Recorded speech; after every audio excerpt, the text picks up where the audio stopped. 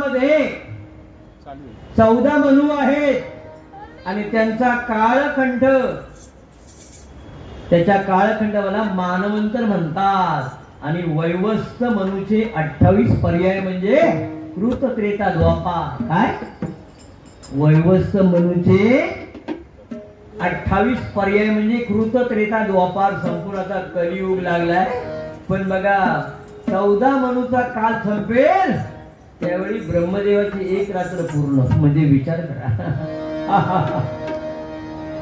काय ठीक आहे.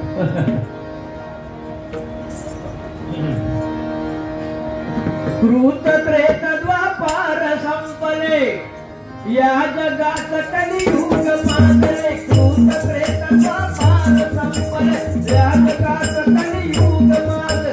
जिकडे तिकडे कलिप करना, जिकडे तिकडे कलिप करना, अधर्म हा चालला. जय जय राम, जय जय राम, जय जय राम कृष्ण बोला. जय जय राम, जय जय राम कृष्ण राम कृष्ण बोला. कृत त्रेता द्वापार संपले या जगात कलियुग माजले. कृत त्रेता द्वापार संपले या जगात कलियुग माजले. जिकडे तिकडे कलिप करना, जिकडे तिकडे कलिप करना, अधर्म हा चालला.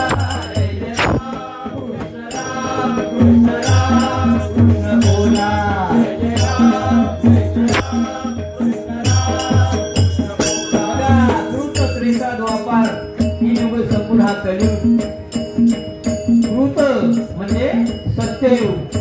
त्या सत्ययुगात त्यावेळी ध्यान लावल्याने देव प्राप्त होत होते. त्या सत्ययुगात म्हणजे कृत. त्रेतामध्ये यज्ञ होम केल्याने देव प्राप्त होत होते आणि द्वापार युगात पूजा अर्चा. पण या कलियुगात नामस्मरणाशिवाय पर्याय नाही आहे. बघा ह्या 4 युगाची अशी कथा. खूप कालावधी गेलेला आहे आणि आता कलियुग तर पुढे पुढे चाललेला आहे. अहो हा कली संपूर्ण जगात नव्हे, गावागावात नाही का, घराघरात आलेला आहे. सोडतच नाही कुणाला. प्रत्येकाच्या घरात भांडण आहे नाही काय. बरोबरी त्याच बरी आणि सांगत नाही तीच बरी. प्रत्येकाच्या घरात भांडण आहे पण सांगणार कुणाला. तर हा कलियुग आहे. पण या कलियुगाच्या घडामोडी बघा आपल्या संसारात त्याचा काय परिणाम झालाय. या संसारात या कलियुगाचा या भांडणामुळे बघा काय ताटातूट झाली ती. बघा कोणाची झाली ती पाहूया आपण पहिल्या कडव्यात. पुत्राने पित्याची वैर धरिला, वैन समजे तो आईला. बाहू बहीण नकडे त्याला, बाईल घेऊन बाजूराईला. बाईल घेऊन बाजूराईला, बाईल घेऊन बाजूराईला. पुत्राने पित्याची वैर धरिला, वैन समजे तो आईला. बाहू बहीण नकडे त्याला, बाईल घेऊन बाजूराईला.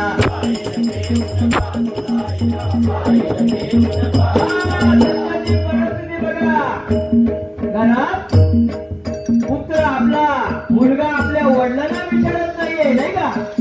लग्न झालं सगळा जीव आपण त्या मुलांसाठी ओततो, त्यांच्या शिक्षणासाठी, त्यांच्या करिअरसाठी. आणि लग्न झाल्यानंतर भांडणं घरात.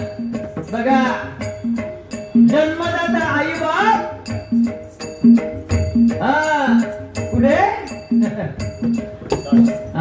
वृद्धाश्रमात आणि जन्मदाता आई बाप वृद्धाश्रमात आणि सासू सासरे घरात.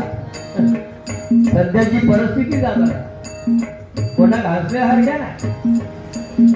आता ते पण कशाला लागतात, त्यांची मुलं सांभाळायला. मग काही दिवसात त्यांनाही हागलं होतात. आजकाल काय झालंय मुलांचं खरोखर नाही काय एकदम मोबाईल म्हणजे टॉनिक आहे. पण आमचा हा मुलगा बघा बदनाम बसला. मोठं भाग्य म्हणायचं नाही तर बघा प्रत्येकाच्या डोळ्यासमोर तो मोबाईल नाही काय 24 तास. आताच्या मुलांना काय दोघा बायका नवरा असल्यानंतर काय घरातली कामं होणार कशी तो पण पर्यायच आहे. 6 महिन्याचा मूल झालं काय त्याला मोबाईल सुरू झाला.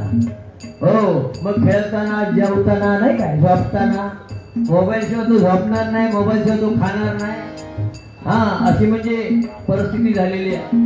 मोबाईल हो, मग एवढं तर मोठी माणसं सुद्धा सारखी सारखी त्या मोबाईल मध्येच असतात. त्यांना भूक तर काही नाही, काय बघतात काय माहिती त्या मोबाईल मध्ये.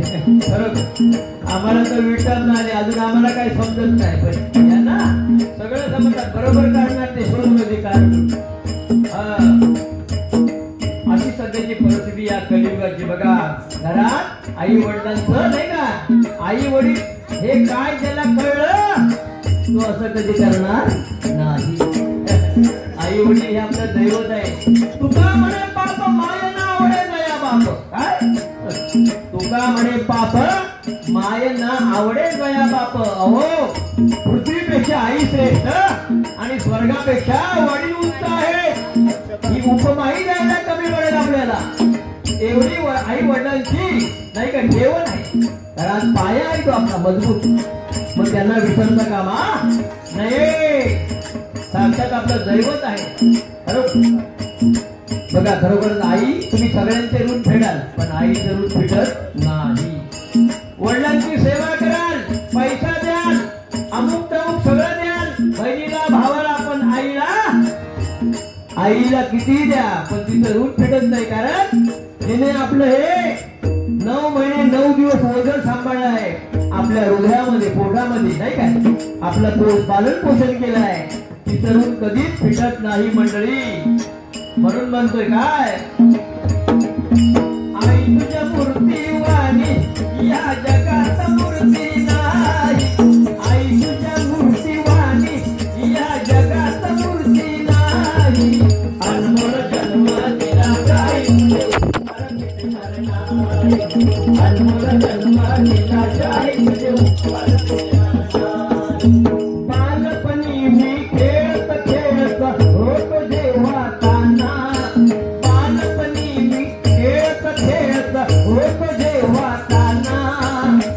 अमृताहुनी गोड बाजीला तुपाना. अमृताहुनी गोड बाजीला तुपाना. तुझ्या उपकाराची कधी जाणीव झाली नाही. तुझ्या उपकाराची कधी जाणीव झाली नाही. अनमोल जन्म दिला काय, अनमोल जन्म दिला काय. बघा, आईचे उपकार कधीच फिटत नाही.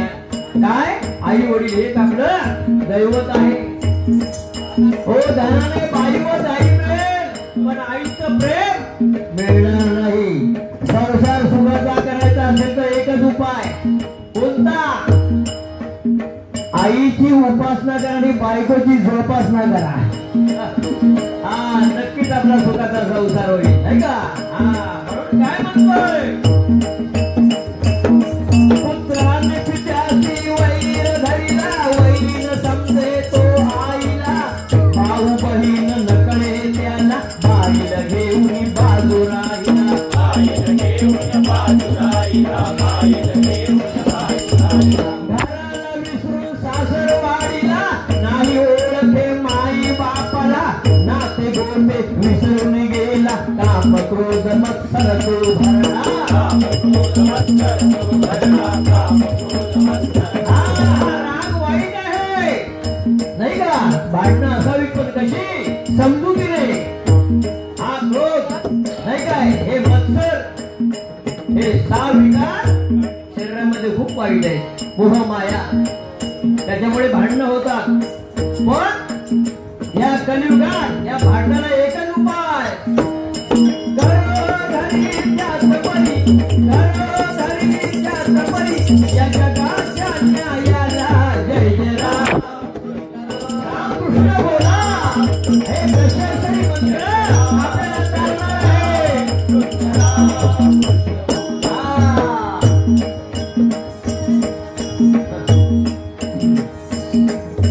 आईची केली ही सुरुवात, बंधूने जोडील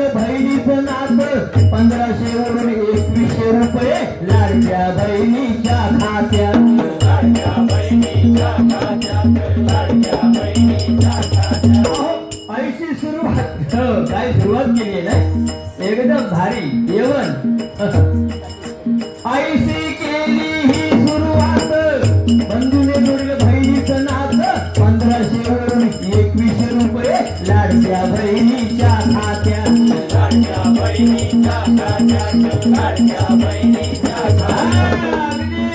भावाने हातोडा मारलाच मोका बघून आणि आपलं काम साधून घेतलं नाही का बघा ह्याला म्हणतात नाही काय हुशारी पण मी म्हणतो सरकारने काय आपल्याला कमी दिलाय सरकार आपल्याला पोचते आहे कसं म्हणायचं बघ खरं का गेल्या कित्येक वर्ष हा हो घर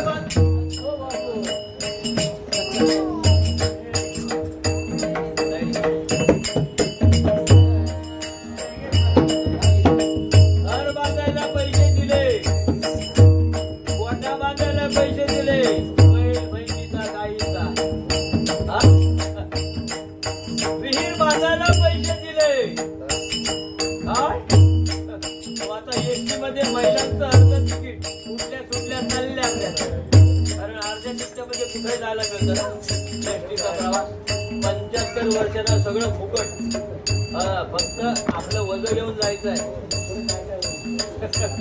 पुढे काय होईल काय सांग खूप काय सरकारने आपल्याला खूप काही दिलंय अहो हॉस्पिटल खोललेली आहे जिकडे तिकडे पिवळा रेशनिंग कार्ड पाहिजे नाही काय सगळं मोफत होते 2000च्या खर्चाने आणि काय सरकार जाणार हो एवढंच नव्हे तर कोरोनाच्या काळात धान्य सुरू केलेलं आहे रेशनिंग बाबा बाबा पोती भरत होती त्यावेळी डबल हो गहू काय करणार गहू खाणार किती चपाती खाणार किती पण त्या आता गावात काय करतात ते तांदूळच ना त्या तांदळाचं पांढरं भाकरी खात हा भारी लय भारी सकाळी हा डांगर आणि भाकरी हो त्याच्यावर व्हायचं ना मला गावला तर अजून मजा हा काय सांगायचं खरोखर हो सरकारने आपल्याला काय दिलं नाहीये पण झालं काय सरकारने धान्य दिलं आमची शेती राहिली जाग्यावर शेती करणार कोण डबल टिबल नाही काय घरात मिळते त्याच्यामुळे आपली अधोगती कशी काम धंदा आमचा बंद झाला आमची हालचाल बंद झाली आता आम्हाला खाल्ल्यानंतर काय पचत नाही डाईट करावं लागते हा नाही का व्यायाम करावे लागते सकाळ संध्याकाळ फिरावं लागते आणि आता ह्या कलियुगात बघला तुम्ही सगळा खाद्य म्हणजे एकदम टॉनिक नाही काय एक तरी असं आहे नाही काय कुठला तरी असं एक तरी पदार्थ बाबा नारळाचं पाणी सोडलाच नाही का तर तुमचं असं कुठलं खाद्य आपल्याला मिळणार जे आपण खातोय नेहमीच अन्न त्याच्यात सगळं विष आहे आणि तेच आपल्याला मरण आहे ते मरणाचं कारण म्हणजे तेच आहे सगळे अटॅक सगळे घात होत आहेत नाही का आणि जीव जात आहे या सगळा भेसळ बघा फक्त आपलं काम करून घेतलं नाही का मी पुन्हा येईन आणि पुन्हा आले साहेब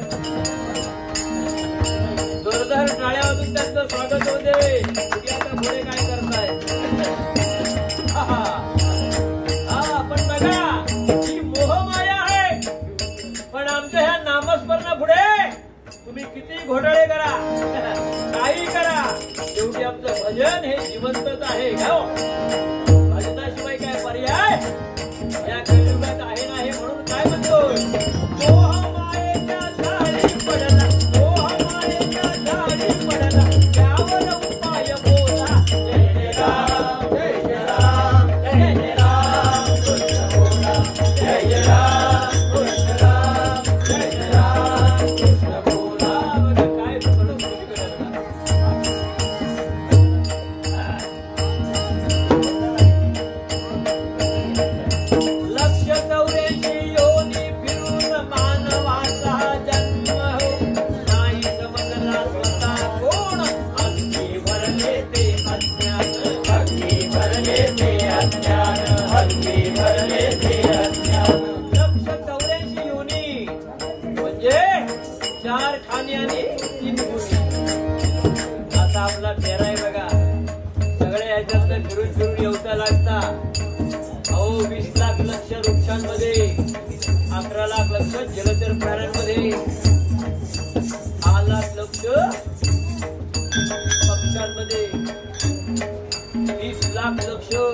पशुमध्ये आणि फक्त 4 लाख लक्ष ह्या मानवाकरता एवढा सगळा फेरा मारून हा मानवाचा जन्म होतो मंडळी.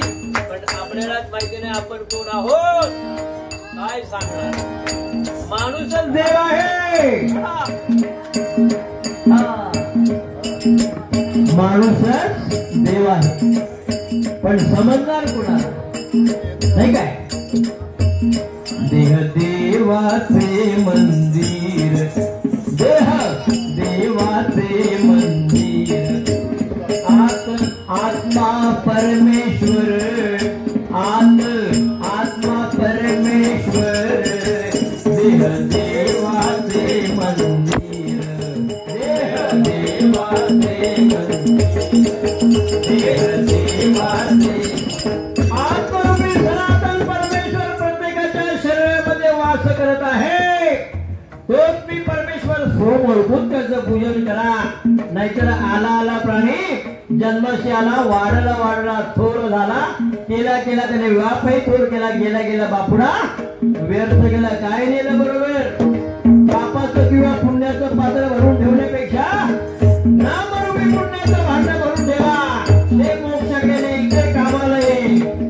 काय हे आपलं अज्ञान आहे. पण या बघा माणसाला काय, मनुष्य प्राण्याला सद्गुरू वाचून सापडेना सोय.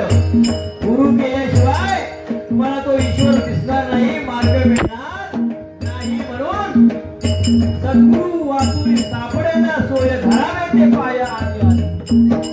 कृष्ण मिस्त्री त्यांच्याकडून त्या गजरामध्ये संपूर्ण स्वागत होते.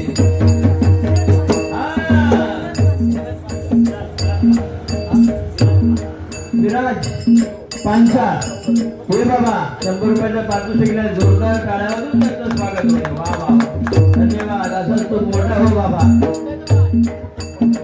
बघा लहान मुलाला कसं नाही काय, चांगल्या सवयी लावा नाही काय. मोबाईल जरा कमी करा. काय चांगले गुणधर्म अंगात बसू दे, वाईट गोष्टी सोडून द्या नाही का.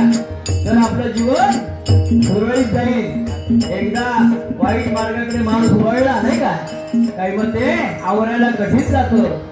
म्हणून सद्गुरू वाचवणी सापडणे सोय, धरावे ते पाया आधी. या मनुष्य प्राण्याला सद्गुरू म्हणजे गुरु केल्या विना त्याला मोक्षच मिळत नाही. पण गुरु असा करा नाही काय, तो आपल्याला काहीतरी चांगला मार्ग देईल.